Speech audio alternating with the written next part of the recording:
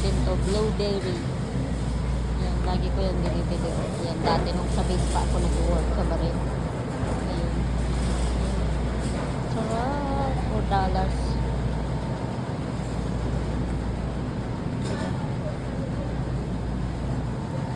Ito mga sweet nila, mga dessert.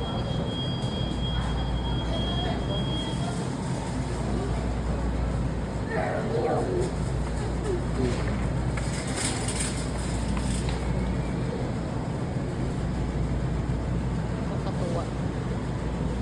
Inaantay ko pa kasi yung chicken ng alaga. 30 minutes pa daw.